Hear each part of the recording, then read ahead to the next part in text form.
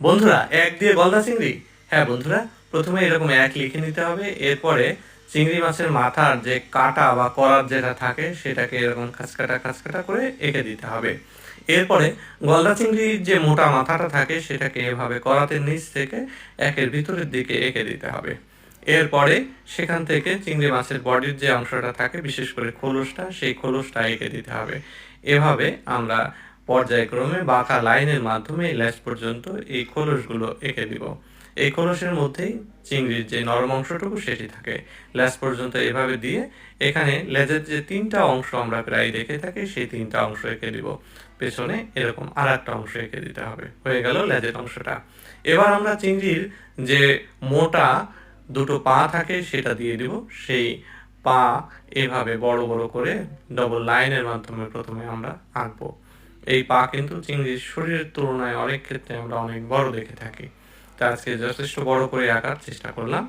এভাবে আর একটা অংশ, আর এক খণ্ড আমরা দিয়ে দিচ্ছি এবং এর মাথায় কিন্তু চিমটি দিয়ে দিতে হবে। চিংড়ি কিন্তু এই চিমটি দিয়েই সাধারণত অধিকাংশ সময় খাবার শিকার করে থাকে বা খাবার ধরে থাকে। এরপরে আর একটা পা দিয়ে দিচ্ছি। এই দুইটা পা যে একই রকম সমান হয় তা কিন্তু না, একটু মোটা চিকন হয় এবং একটু ছোট বড় আমরা অনেক ক্ষেত্রে দেখে থাকি। তো এভাবে আমরা একটু তারতম্য আনার চেষ্টা করলাম। এই অংশটা এভাবে 4 খণ্ড করে নিলাম। এর মাথায় আমরা এখন চিমটি দিয়ে দিচ্ছি। এভাবে সুন্দর করে একটা চিমটি এরকমভাবে দিয়ে দিলাম।